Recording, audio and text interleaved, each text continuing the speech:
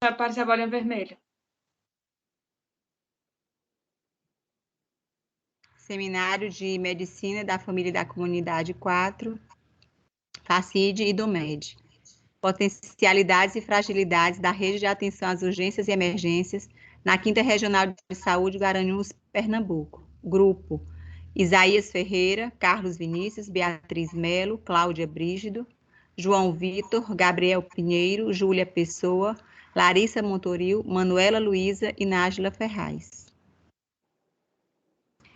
Apesar dos esforços das políticas de saúde em tentar resolver a demanda da atenção primária, a falta de estrutura das unidades de saúde, a reduzida oferta de serviços, refletem o aumento na demanda aos serviços de urgência e emergência.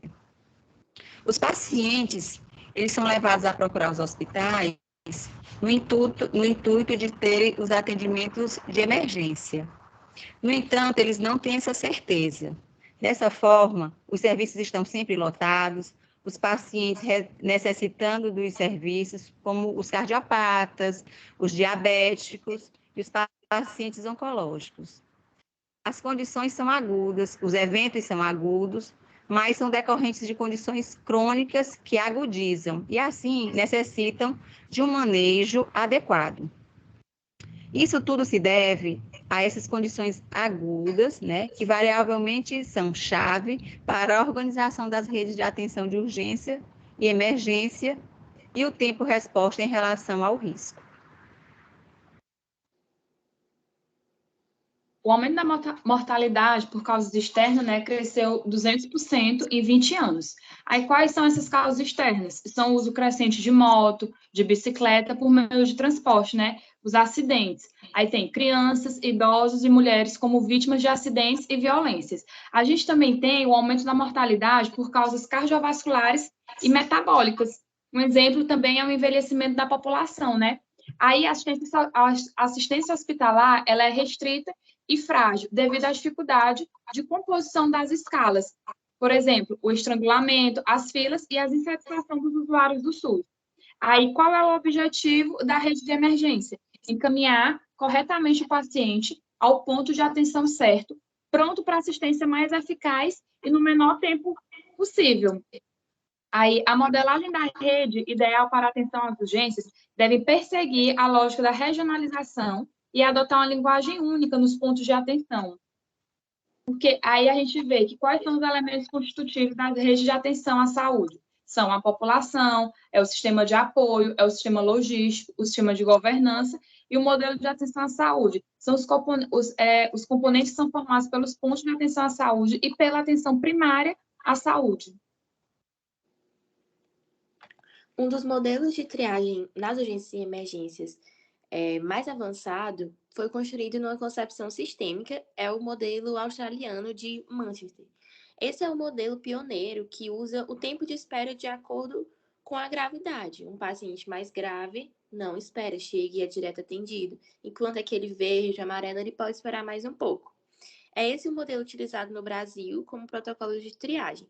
Ele tem uma metodologia de trabalho implementada desde 1997, que foi amplamente divulgada no Reino Unido e está em curso hoje, além do Brasil, em Portugal, na Suécia, na Holanda e na Espanha. E qual é o objetivo desse protocolo? É estabelecer um tempo de espera pela atenção médica e não estabelecer um diagnóstico. O método consiste em identificar a queixa principal do paciente na triagem e seguir o fluxograma da decisão. E aí, por fim, estabelecer o tempo de espera que varia de acordo com a gravidade.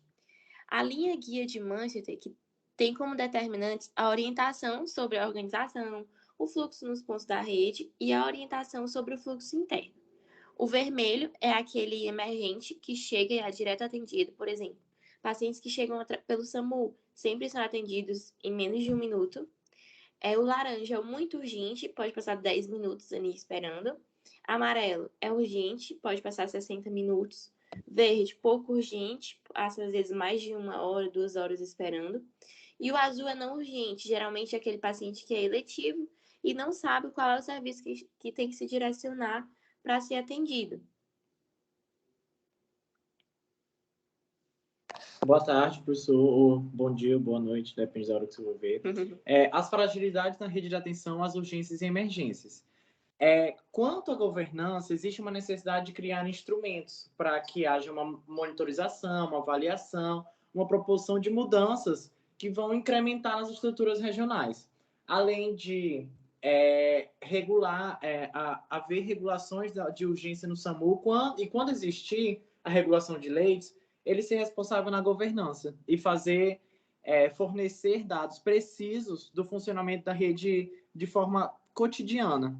Agora, quanto aos pontos de atenção básica, existem algumas deficiências, como o acolhimento é deficiente, a desintegração das unidades básicas de rede de urgência e emergência também, não tem flexibilidade nos horários de funcionamento das unidades, além de que exames de menor complexidade eles não são agregados à rede de atenção básica.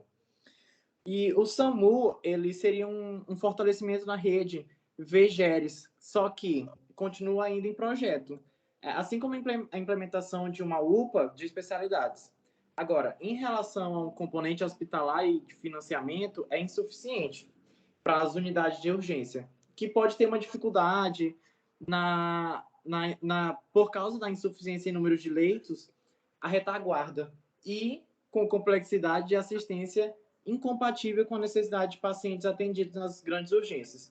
E também tem uma insuficiência do SADT. Agora, existe uma necessidade de implantação da equipe para classificação de risco no hospital regional, por exemplo, de Dom Moura. No que tange à representação política, a gente percebe um cenário considerado insuficiente em relação à análise geopolítica macro-regional, uma vez que se dispõe apenas de um deputado estadual, o que enfraquece demais a região em todos os sentidos, sabe? As potencialidades da rede de atenção às urgências e emergências. Bem, as potencialidades elas são consideradas de pouca projeção. Por quê? Principalmente porque quando se confronta com os dados concretos sobre as fragilidades. É possível pontuar alguns elementos que precisam ainda ser analisados, discutidos, como ser garanhuns, um município na sede regional, e a existência de 21 modelos assistenciais, com ambulância em comum. Um hospital regional com UTI móvel, tem uma UTI conveniada ao SUS e uma privada. Ou seja, tem vários fatores que interferem na potencialidade dessa rede de atenção à urgência e emergência. A gente não pode esquecer da regulação estadual, né, que é a central de leitos, que não é fácil a comunicação. Só que através dela sabemos pelo menos o destino do usuário e as parcerias com o Corpo de Bombeiro, Polícia Rodoviária, Polícia Militar, Polícia Civil, Conselho Tutelar, quando necessário, para que a gente dê realmente uma atenção maior a essa rede. Sabemos que esse aumento de demanda nos serviços de emergência é mundial. É um problema tanto público quanto privado, né? E também sabemos que ele acontece principalmente nessa microrregião de onde foi que a gente tirou esses slides, né? Que foi de um artigo, que é a microrregião VGERES, que essa rede ainda não contempla todos os níveis de atenção em urgência e emergência. Ainda está no papel a instalação do SAMU e de UPAs, então lá ainda é mais sobrecarregado ainda, né? E ainda há necessidade de fortalecimento da atenção básica a partir de um melhor financiamento que permita o cumprimento das funções previstas, que são acolhimento, estruturação física, técnica, capacitação e integração na rede hierarquizada. Aí a atenção às urgências deve incluir em todos os níveis do SUS, organizando a assistência desde as unidades básicas, desde as equipes da família até os cuidados pós-hospitalares, na recuperação e reabilitação. Aí, na grande maioria dos serviços de urgência, ainda persiste uma triagem que separa os pacientes por especialidades médicas, ainda sendo feito por funcionários não capacitados, que são feitos geralmente por quem? Por um segurança, por um recepcionista.